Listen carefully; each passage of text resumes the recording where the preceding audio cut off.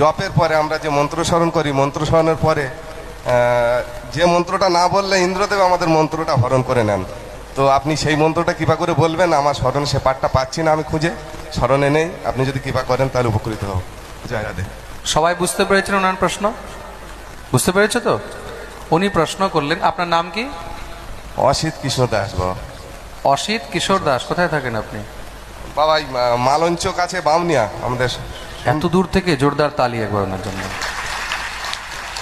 উনি প্রশ্ন করেছেন, আমরা যখন জপ করি, জপ মন্ত্রস্মরণ ইত্যাদির পরে যখন আমরা আসন থেকে উঠি, আসন যখন আমরা ত্যাগ করি, তখন কোন মন্ত্র বলা উচিত, তাই তো?